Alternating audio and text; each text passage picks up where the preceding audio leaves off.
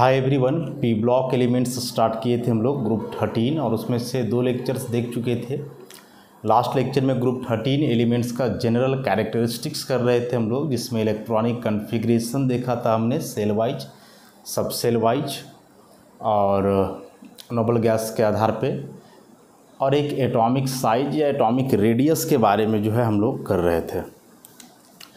उसमें से group 13 elements का कंपैरिजन करा था हमने ग्रुप 1 और ग्रुप 2 से, कि ग्रुप 1 का कोई एलिमेंट है, ग्रुप 2 का कोई एलिमेंट है और ग्रुप 13 का कोई एलिमेंट है। जैसे यहाँ लिथियम, यहाँ बेरिलियम और यहाँ बोरोन, वैसे यहाँ सोडियम, यहाँ मैग्नीशियम और यहाँ एल्यूमिनियम। तो साइज में हमने देखा था कि जैसे ही लेफ़्ट टू राइट हम लोग जाते हैं किसी भी पर्टिकुलर पीरियड में, पीरियोडिक टेबल में, तो लेफ़्ट टू राइट जाने से तो सबसे पहले एटॉमिक नंबर बढ़ता है। एटॉमिक नंबर इसका 3, इसका 4, इसका 5, 11, 12, 13, ऐसा। तो क्या होता है कि एटॉमिक नंबर बढ़ता है। एटॉमिक नंबर बढ़ने का मतलब हुआ कि number of protons in the nucleus increases. अब नंबर ऑफ प्रोटॉन्स यदि न्यूक्लियस में बढ़ रहा है और सब में सेल का संख्या सेम है तो फिर इफेक्टिव न्यूक्लियर चार्ज बढ़ रहा था। मतलब ओवरऑल लेफ़्ट टू राइट जाने से इफेक्टिव न्यूक्लियर चार्ज बढ़ता है, इंक्रीज करता है, ऐसा। और इफेक्टिव न्यूक्लियर चार्ज बढ़ेगा तो फाइनली साइज घटेगा, डिक्रीज करेगा, साइज डिक्रीजेज। तो यह कंपैरिजन हमने अलोंग द पीरियड किया था कि एक पर्टिकुलर पीरियड में ग्रुप 13 का साइज स्मॉलर होगा 2 और 1 से, reason greater effective nuclear charge, इसको डिटेल में समझाए भी थे लास्ट लेक्चर में। अब हम लोग कंपैरिजन करेंगे down the group, boron, aluminium, gallium, indium और थैलियम। Atomic number 5, 13, 31, 49, 81। एक जो रेगुलर ट्रेंड है साइज का पीरियोडिक टेबल में, वह है कि किसी ग्रुप में डाउन जाने से जो है नंबर ऑफ सेल्स बढ़ते हैं, नंबर ऑफ सेल्स जो है इंक्रीज करते हैं, बढ़ जाता है। और नंबर ऑफ सेल बढ़ेगा भाई तो साइज तो बढ़ेगा ही, साइज तो बढ़ेगा ही, इंक्रीज करेगा। जैसे बोरोन में 2 सेल है तो बोरोन इतना बड़ा दिखेगा। एल्यूमिनियम में 3 सेल्स है तो 3 सेल है तो सेल बढ़ेगा तो साइज देखो ऑटोमेटिकली बढ़ गया। गैलियम में 4 सेल्स हैं तो इसमें और ज़्यादा साइज होगा, ये 3 और ये 4, ऐसे। तो डाउन दी ग्रुप जाने से एक पर्टिकुलर ई में नंबर ऑफ सेल्स बढ़ जाते हैं, और नंबर ऑफ सेल्स बढ़ेंगे तो ऑब्वियसली जो साइज है वह क्या होगा, बढ़ेगा, इंक्रीज करेगा। लेकिन डाटा जो है कुछ और बोलता है, डाटा जो है वह कुछ और ही बोलता है। क्या बोलता है कि जैसे अब बोरोन, एल्यूमिनियम, गैलियम, इंडियम और थैलियम लिए हो, तो यदि हम बात करें सबके मेटेलिक रेडियस की, मेटेलिक रेडियस की बात करें सबका, तो बोरोन का 85 पिकोमीटर में है, एल्यूमिनियम का 143, इसका थोड़ा कम हो जा रहा है 135, 167, 170, ऐसा। तो थोड़ा सा जो इररेगुलर वेरिएशन हुआ है इस जगह पे देखो, यहाँ इररेगुलर वेरिएशन। अभी इधर हम लोग देखें कि यदि डाउन दी ग्रुप जाएंगे तो नंबर ऑफ सेल्स बढ़ने से भाई ऑब्वियसली जो है साइज क्या होगा, बढ़ेगा। तो बढ़ेगा तो फिर एल्यूमिनियम से तो बड़ा होना चाहिए गैलियम, छोटा है, थोड़ा सा ही छोटा है लेकिन छोटा तो है, देख रहे हो। इसके बाद इधर ठीक है, साइज बढ़ रहा है। तो एक यहाँ से बड़ा ही इम्पॉर्टेंट क्वेश्चन मार्क लगता है कि क्यों गैलियम इररेगुलर वेरिएशन क्यों शो कर रहा है। गैलियम का जो साइज है वह एल्यूमिनियम के तुलना में कम क्यों है, जबकि होना चाहिए, ज़्यादा होना चाहिए, ठीक है। तो यहाँ यह जो क्वेश्चन मार्क लगा है उसका एक्सप्लेनेशन हम लोग कैसे करेंगे, ध्यान से देखोगे। बोरोन का हम लोग कन्फिग्रेशन लिखते हैं 1s2 2s2 2p1। एल्यूमिनियम का ऐसे ही लिखते हैं 1s2 2s2 2p6 3s2 3p1। लेकिन जैसे ही आप जाओगे गैलियम में तो 1s2 2s2 2p6 3s2 3p6 3d10 4s2 4p1। This is the configuration of gallium. So in तीनों एलिमेंट्स में यदि आप देखोगे तो एक नया चीज़ है कि इनमें s और p सब सेल्स है, जबकि इसमें एक आ गया है d सब सेल। साइज की हम लोग बात करें, ऑर्बिटल के शेप की बात करें तो s का शेप हम लोग जानते हैं स्फेरिकल है, p का डबल डम्बल है और p का डम्बल और d का जो है वह डबल डम्बल है। तो साथ ही साथ साइज भी डबल डम्बल है और साइज बड़ा भी है। हाँ, s से बड़ा p ऑर्बिटल, p से बड़ा कौन सा ऑर्बिटल, d ऑर्बिटल। तो एक तो d का साइज बड़ा है बाकी दोनों से। उसके बाद d ऑर्बिटल का जो शेप है डबल डम्बल, इन दो कारणों के चलते यह ज़्यादा डिफ्यूज्ड है, यह ज़्यादा डिफ्यूज है, फैला हुआ है, ऐसे मान लो। ठीक, हम लोग जानते हैं ना कि ऑर्बिटल कोई भी हो, s हो, p हो चाहे d हो, कोई भी ऑर्बिटल हो, एक ऑर्बिटल में दो ही इलेक्ट्रॉन रह सकते हैं। s ऑर्बिटल में 2 इलेक्ट्रॉन, p ऑर्बिटल में भी 2 ही इलेक्ट्रॉन और d में भी 2 ही इलेक्ट्रॉन। 2 से ज़्यादा इलेक्ट्रॉन किसी में नहीं होते हैं। लेकिन इसका 2 इलेक्ट्रॉन रहेगा छोटा सा रीजन में, इसका 2 इलेक्ट्रॉन इससे बड़ा रीजन में रहेगा और इसका तो बहुत बड़ा रीजन है। तो यहाँ जो 2 इलेक्ट्रॉन रहेगा ये बड़ा सा रीजन में, जाहिर सी बात है फैल के रहेगा। कम जगह है, 2 लोग हैं तो नज़दीक होंगे। जैसे मान लो एक बेड है, 3 तरीके का बेड है, एक इतना छोटा है, एक इससे बड़ा है और एक बहुत बड़ा है। 2 लोगों को सोना है, तो इसमें जगह कम होने के चलते ये तो जाहिर सी बात है कि सट के सोना होगा इनको। थोड़ा जगह है तो ये थोड़ा दूर दूर रहेंगे, इसमें इतना जगह है कि ये पूरा दूर रहेंगे ऐसे। तो चूंकि d ऑर्बिटल आ जा रहा है गैलियम में और d ऑर्बिटल का शेप और साइज के अनुसार यह एक डिफ्यूज्ड ऑर्बिटल है। डिफ्यूज्ड ऑर्बिटल होने के चलते इलेक्ट्रॉन्स इसमें होंगे दूर दूर। ठीक है, तो जब गैलियम के न्यूक्लियस से यहाँ चार्ज निकलेगा, न्यूक्लियर चार्ज, गैलियम के न्यूक्लियस से जब चार्ज निकलेगा, न्यूक्लियर चार्ज, तो यह चार्ज यहाँ से क्रॉस करेगा तो ये इलेक्ट्रॉन इस चार्ज को नहीं रोक पाएंगे, बहुत कम रोकेंगे। यहाँ से जाएगा चार्ज यदि ऐसे प्लस चार्ज तो इसको रोक लेगा, क्या है कि इलेक्ट्रॉन नज़दीक नज़दीक है ना, तो जैसे ही चार्ज आएगा इलेक्ट्रॉन रोक लेगा। लेकिन यहाँ इलेक्ट्रॉन एक दूसरे से दूर है, फैले हुए हैं, इसको ऐसे समझ लो कि एक यहाँ है, तब तो बीच में पूरा खाली जगह हो जाना है। डिफ्यूज्ड ऑर्बिटल, इलेक्ट्रॉन्स दूर दूर हैं, फैले हुए हैं, तो जैसे ही न्यूक्लियस से चार्ज निकलेगा तो इस चार्ज को ये d वाले इलेक्ट्रॉन बहुत ज़्यादा रोक नहीं पाएंगे।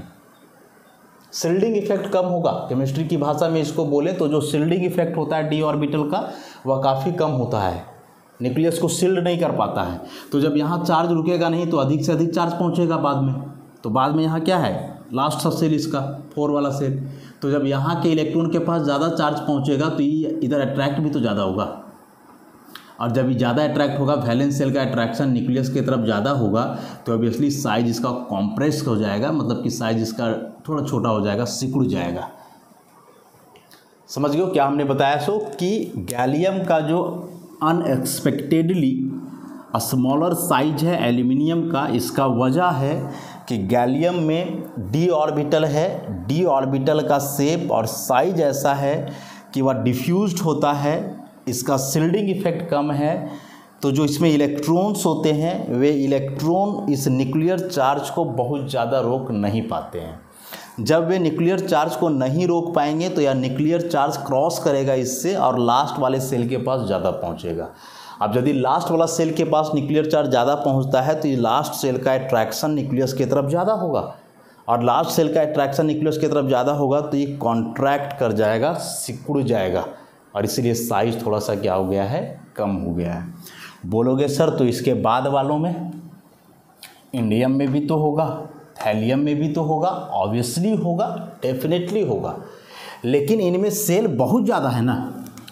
एल्यूमिनियम में कहाँ 3 सेल, इसमें था 4 सेल, तो 3 और 4 सेल है तो 4 सिकुड़ेगा तो 3 से थोड़ा कम हो सकता है, लेकिन इसमें 5 सेल है तो 5 सेल है तो ये सिकुड़ करके तो उसके बराबर नहीं जाएगा ना। देखो यहाँ 1 2 3 सेल थे, यहाँ 1 2 3 4 है, तो ये चारों सिकुड़ेगा तो पॉसिबिलिटी है कि इससे छोटा हो जाए।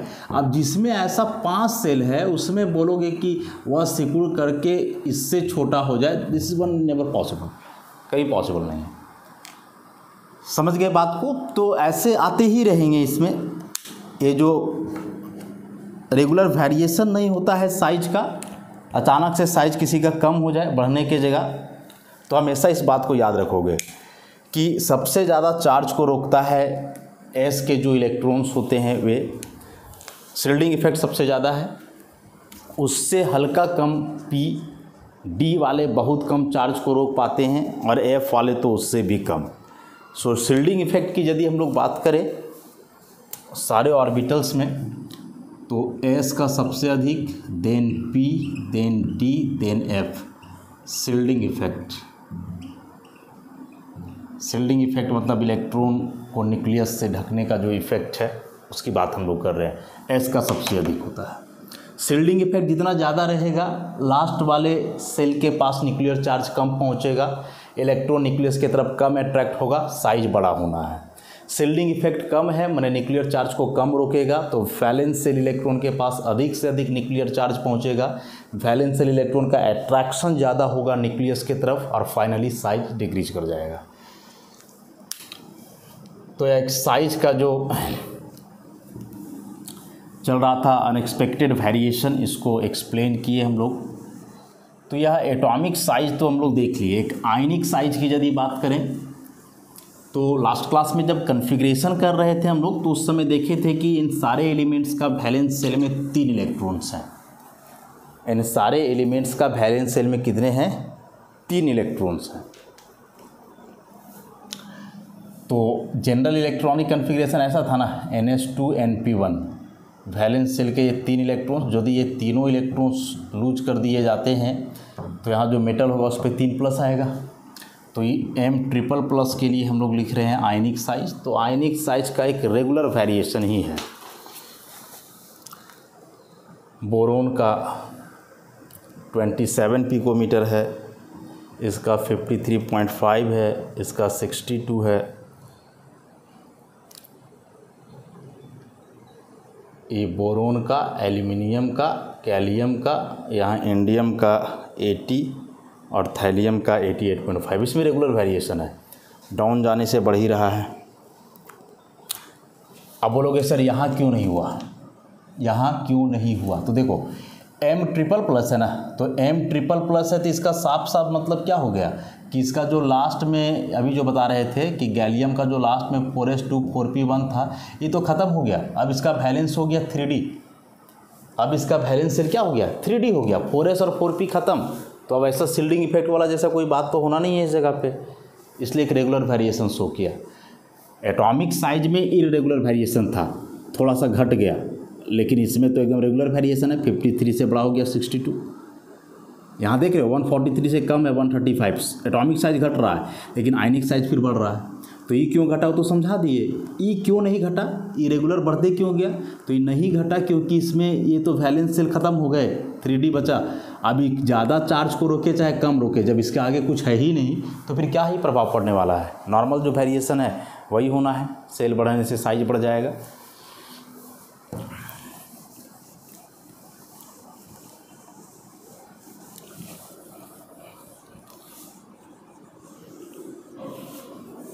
नेक्स्ट,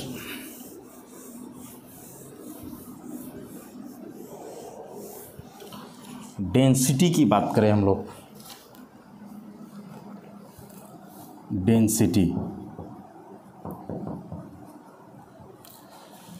डेंसिटी जो हम लोग जानते हैं फॉर्मूला मास बाय वॉल्यूम। तो यदि डाउन दी ग्रुप जा रहे हो, बोरोन, एल्यूमिनियम, गैलियम, इंडियम और थैलियम, मास तो बढ़ेगा, एक रेगुलर ऑर्डर में बढ़ेगा। मास में इरेगुलर वेरिएशन कभी नहीं होता है।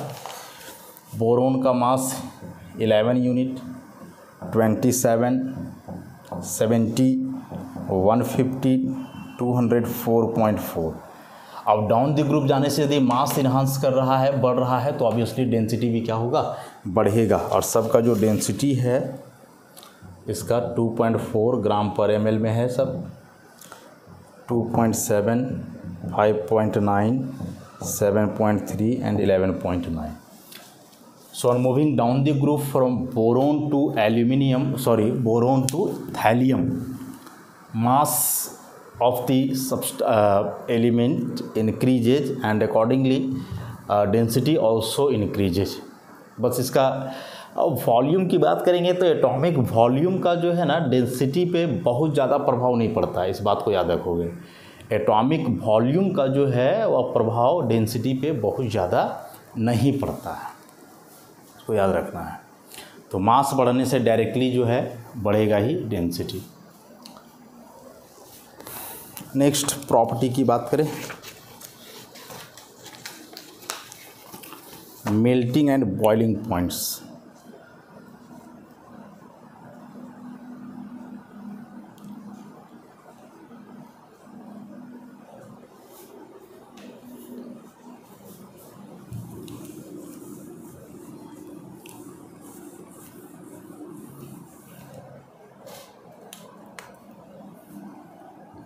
Melting and boiling points.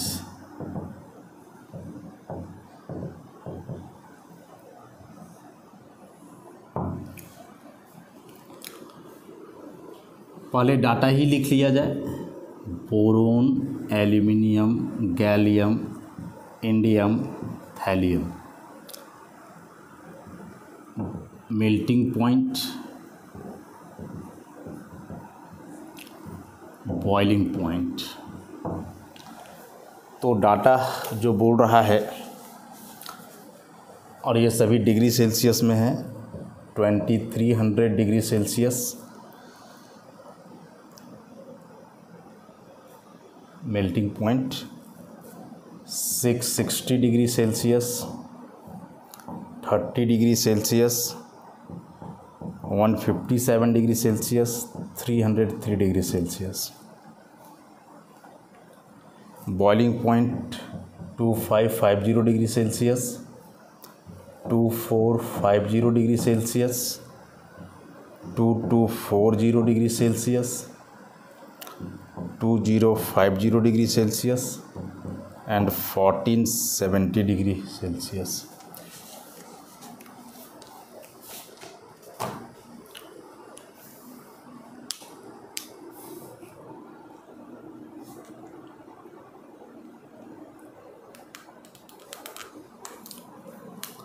समझते हैं इस वेरिएशन को हम लोग। First of all melting point की बात करते हैं। देखो, मेल्टिंग और बॉइलिंग पॉइंट जो है किसी भी सब्सटेंस का वह एक फिजिकल प्रॉपर्टी है, और फिजिकल प्रॉपर्टी जनरली डिपेंड करता है किसी भी सब्सटेंस का।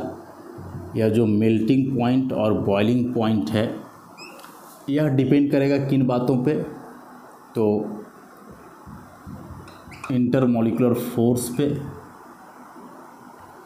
इंटरमॉलिक्यूलर फोर्स पे डिपेंड करेगा, क्रिस्टल स्ट्रक्चर पे डिपेंड करेगा, मास पे भी डिपेंड कर सकता है थोड़ा बहुत। मेन ये दो, क्रिस्टल स्ट्रक्चर और इंटरमॉलिक्यूलर फोर्स। बोरोन जो है, बोरोन वह सॉलिड फॉर्म में हो या फिर लिक्विड फॉर्म में हो, दोनों केस में इसका जो है high networking of covalent bonds, high networking of covalent bonds, इसीलिए इसका एक जॉइंट स्ट्रक्चर बनता है। मतलब बोरोन का क्रिस्टल में क्या है कि जो इसके एटम्स होते हैं बोरोन के, वे ऐसे एक के बाद एक नेटवर्किंग में सारे एटम्स जुड़ते जाते हैं, ऐसे सब एक के बाद एक नेटवर्क में जुड़ते ही जाते हैं। तो ऐसे करके बोरोन के इतने सारे एटम्स आपस में जुड़ जाते हैं ना कि एक विशाल जायंट स्ट्रक्चर मिलता है। कोवलेंट बॉन्ड भी है, काफ़ी मजबूत बॉन्ड होता है कोवलेंट बॉन्ड, आयनिक के बाद का मजबूत बॉन्ड तो यही है। तो बोरोन जो एग्जिस्ट करता है आइदर सॉलिड या लिक्विड फॉर्म में, दोनों केस में बोल रहा है कि यहाँ कोवलेंट बॉन्ड का हाई नेटवर्किंग है। नेटवर्क का मतलब यही कि कोवलेंट बॉन्ड के थ्रू सारे एटम्स उस क्रिस्टल के एक दूसरे से जुड़ते जाते हैं, और उसके चलते एक बहुत ही विशाल स्ट्रक्चर बनता है, जायंट स्ट्रक्चर। अब ये मजबूत बॉन्ड है, इतने सारे एटम कंटिन्यूअसली जुड़े हुए हैं, तो जब इसको हीट करोगे तो इन सारे बॉन्ड को तोड़ने में कितना ज़्यादा एनर्जी लगेगा, you can imagine. and such a large amount of energy needed to break all these bonds indicate the high melting point of this boron crystal। तो बोरोन का इतना ज़्यादा मेल्टिंग पॉइंट है, बाकी मेंबर के देख रहे हो आसपास भी नहीं है, हैं एल्यूमिनियम का से तुलना करोगे तो लगभग 3 से 4 गुना है बोरोन का मेल्टिंग पॉइंट। गैलियम का तो बात ही नहीं करना है, गैलियम पे भी हम लोग चर्चा करने वाले हैं, एक बहुत ही विशेष चर्चा होगा इस पर। इंडियम थैलियम की तुलना में भी कहीं ज़्यादा मेल्टिंग पॉइंट है इसका। समझ रहे हो क्या बोला जा रहा है? सो बोरोन का इतना हाई मेल्टिंग पॉइंट होने के पीछे कारण कि बोरोन के क्रिस्टल में इसके सारे एटम्स एक दूसरे से नेटवर्क की तरह लगातार जुड़े हुए हैं, जिससे एक बहुत ही जायंट स्ट्रक्चर मिल जाता है। और इन सारे बॉन्ड्स को ब्रेक करने में बहुत ज़्यादा हीट एनर्जी की आवश्यकता पड़ती है मेल्ट करने के समय, इसलिए इसका इतना ज़्यादा मेल्टिंग पॉइंट होता है। उसके बाद अब एल्यूमिनियम की बात करें। एल्यूमिनियम के साथ ही साथ इंडियम और थैलियम को एक साथ लेकर के चलते हैं हम लोग। एल्यूमिनियम, इंडियम एंड थैलियम, ये तीनों जो है टिपिकल मेटल्स हैं विथ क्लोज पैक्ड लैटिसेस। आप क्लास 12th में पढ़ोगे ये क्लोज पैक्ड लैटिसेस क्या होता है, उसमें आप जानोगे कि ये जो 3 एलिमेंट हैं एल्यूमिनियम, इंडियम और थैलियम, इस ग्रुप के ये तीनों टिपिकल मेटल्स हैं। इनका क्रिस्टल स्ट्रक्चर एक क्लोज पैक्ड लैटिस बनाता है, और जिसमें भी ऐसा क्लोज पैक्ड लैटिस बने उसका भी मेल्टिंग पॉइंट जनरली हाई ही होता है। तो इस सब का तो बहुत कम नहीं है, एल्यूमिनियम का देख रहे हो 660 डिग्री सेल्सियस है, ये सब का भी बहुत कम नहीं है। बोरोन के तुलना में आप बोलोगे एल्यूमिनियम का कम कैसे हो गया, तो देखो बोरोन में बताया कि ऐसा नेटवर्किंग होता है, इस सब में जो है सो वैसा कोई नेटवर्किंग नहीं होता है। हाँ मतलब इसमें एल्यूमिनियम के जो है एटम्स अरेंज हैं करके, तो लगातार जितने एटम्स हैं वे लगातार अरेंज नहीं होते हैं, अलग अलग लेयर का फॉर्मेशन होता है उसमें एल्यूमिनियम का क्रिस्टल में। एल्यूमिनियम जानते हो बोरोन के तुलना में काफ़ी कम हार्ड भी है। एल्यूमिनियम का बर्तन जो होता है घर में बहुत हार्ड नहीं होता है, वह कम हार्ड होता है बोरोन की तुलना में। तो अरेंजमेंट पे डिपेंड करता है कि बोरोन में वैसा नेटवर्किंग है बॉन्ड का, एल्यूमिनियम में ऐसा कोई नेटवर्किंग वगैरह नहीं होता है। अलग अलग क्रिस्टल लेयर होता है इसमें, और अलग अलग लेयर के बीच जो फोर्स ऑपरेट होता है वह बहुत स्ट्रांग नहीं, वीक फोर्स टाइप का है। और वीक फोर्स है तो उसको तोड़ने में भाई एनर्जी कम लगेगा, तो आसानी से टूट करके वह मेल्ट कर जाएगा, पिघल जाएगा। समझ गए? तो बाकी सब का भी वही बात है। हम यहाँ जो बताए कि intermolecular force, crystal structure, mass बहुत ज़्यादा प्रभावित नहीं करने वाला है। इन 2 चीज़ों को हम लोग देखेंगे। तो इन 2 चीज़ों के आधार पे देखोगे तो इसमें सबसे ज़्यादा इसका मतलब स्ट्रॉन्गेस्ट फोर्स लग रहा होगा इसमें, इसके एटम्स के बीच कोवलेंट बॉन्ड नेटवर्किंग है, इससे यहाँ कम है, मतलब इसके तुलना में यहाँ कमज़ोर बॉन्ड लगता ये करता हो। मेटल है, मेटेलिक बॉन्ड बनता है यहाँ, ये सभी भी मेटल है, मेटेलिक बॉन्ड ही बनता है। अब यहाँ का जो मेटेलिक बॉन्ड है इसके तुलना में कम होगा, कमज़ोर होगा। रीजन कि यहाँ एटम का साइज बड़ा होगा, तो एटम का साइज बड़ा होने के चलते इंटरेक्शन कम होगा एटम के बीच, तो वीक फोर्स ऑपरेट होगा, और वीक फोर्स ऑपरेट होगा तो भाई कम होगा। तो इंडियम से फिर थैलियम का ज़्यादा क्यों है, तो इंडियम से ज़्यादा थैलियम का होगा, तो इसका बात हम लोग बता सकते हैं कि थैलियम का मास भी तो अब बहुत ज़्यादा है। बहुत ज़्यादा है तो थोड़ा बहुत तो प्रभाव पड़ेगा ही, हल्का अंतर रहता तो नहीं पड़ता, बहुत ज़्यादा है तो प्रभाव पड़ेगा थोड़ा बहुत। So what about this gallium, क्या कहानी है भाई गैलियम का? तो देखो बाकी जो इसमें एलिमेंट है वे कहीं ना कहीं पॉलीमेरिक फॉर्म में है,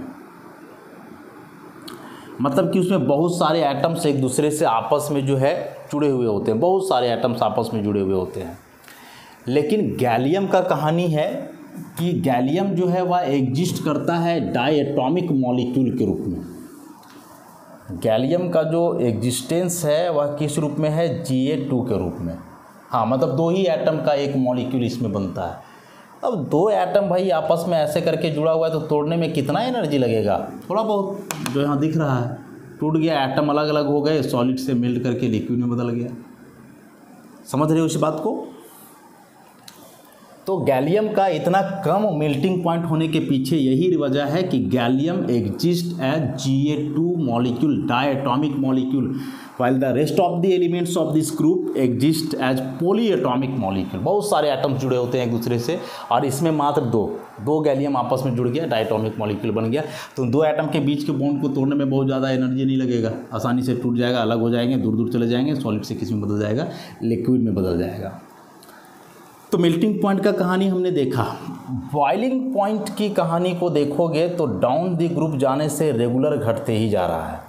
तो बॉइलिंग पॉइंट रेगुलर घटने के पीछे रीजन है कि डाउन द ग्रुप आने से जो इंटरमॉलिक्यूलर फोर्स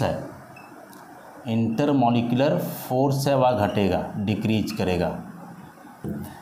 यहाँ बोरोन में सबसे ज़्यादा इंटरमॉलिक्यूलर फोर्स होगा, इसलिए बॉइलिंग पॉइंट सबसे ज़्यादा, इससे कम एल्यूमिनियम, उससे कम गैलियम, उससे कम इंडियम और उससे भी कम थैलियम। तो इसमें एक रेगुलर वेरिएशन है, और वह वेरिएशन हम लोग एक्सप्लेन करेंगे केवल और केवल किसके आधार पे, इंटरमॉलिक्यूलर फोर्स के आधार पे एक्सप्लेन करेंगे। मेल्टिंग पॉइंट और बॉइलिंग पॉइंट का ज़रा डिफरेंस निकालो आप, डिफरेंस निकालो। तो यह डिफरेंस मैक्सिमम पाओगे आप गैलियम में 2210 डिग्री सेल्सियस। इसका मतलब कि लिक्विड के रूप में एग्जिस्टेंस सबसे वाइड रेंज ऑफ टेम्परेचर में किसका है, गैलियम का। हमने गैलियम एक बार पिघल करके यदि लिक्विड बन गया तो आप देख रहे हो लगभग 2210 डिग्री सेल्सियस रेंज तक लिक्विड के रूप में ही रहेगा, बाकी किसी में इतना डिफरेंस नहीं आएगा। अब इसमें देखो 2300 डिग्री मेल्टिंग पॉइंट है, मतलब इतना टेम्परेचर पे वो मेल्ट करके लिक्विड में कन्वर्ट हो जाएगा, और फिर 25 पे बॉइलिंग पॉइंट है, मैंने इतना पे बॉयल करके वो गैसेस फॉर्म में चला जाएगा। तो तकरीबन 200-250 डिग्री सेल्सियस के रेंज में ही यह लिक्विड है, लेकिन ये तकरीबन 2000 डिग्री सेल्सियस के रेंज में लिक्विड है गैलियम। और गैलियम का यही एक फीचर इसको विशिष्ट जगह देता है केमिस्ट्री में, एक अलग केमिस्ट्री ही बनाया गया है गैलियम पे, कि गैलियम एक low melting high boiling substance है। मेल्टिंग पॉइंट काफ़ी कम है, आसानी से पिघल जाएगा। बताए थे कि गैलियम है तो नेचुरली सॉलिड, लेकिन मेल्टिंग पॉइंट इतना कम है कि गैलियम के टुकड़ा को आप हाथ में भी लोगे तो पिघल करके तुरंत लिक्विड में कन्वर्ट हो जाएगा। हाथ में लोगे मतलब कि बॉडी टेम्परेचर हम लोग का 37 है, मेल्टिंग पॉइंट इसका 30 है, तो इसका मेल्टिंग पॉइंट से ज़्यादा एनर्जी तो हम लोग का बॉडी में है, तुरंत पिघल करके लिक्विड में कन्वर्ट हो जाएगा। लेकिन एक बार लिक्विड में कन्वर्ट हुआ तो फिर वह लिक्विड फॉर्म में देखो इतना टेम्परेचर तक रह सकता है, इतना टेम्परेचर तक। और यही एक यूनिक फीचर है गैलियम का, और इस वजह से गैलियम का इस्तेमाल होता है हाई टेम्परेचर थर्मोमेट्री में। बहुत इंपॉर्टेंट कंसेप्ट है। हम लोग जानते हैं कि जो थर्मोमीटर होता है जिससे बुखार वगैरह हम लोग मापते हैं, उसमें मरकरी भरा हुआ रहता है, और थर्मोमीटर में मरकरी का लेवल जैसे जैसे राइज करता है तो पता चलता है कि क्या टेम्परेचर है बॉडी का, कितना बुखार है, वैसे हम लोग पता कर लेते हैं। तो आदमी को बुखार होता है तो टेम्परेचर बहुत भी जाएगा तो कितना जाएगा, 50-60 डिग्री सेल्सियस, 100 तक जाते जाते तो आदमी मर ही जाता है। डिग्री सेल्सियस की बात कर रहे हैं हम लोग। तो उतना टेम्परेचर को मेजर कर सकता है मरकरी का जो थर्मोमीटर होता है। लेकिन जहाँ हज़ारों डिग्री सेल्सियस टेम्परेचर हो, ऑब्वियसली हज़ारों डिग्री सेल्सियस टेम्परेचर किसी बॉडी का नहीं होगा, नहीं तो जल करके ख़त्म हो जाएगा।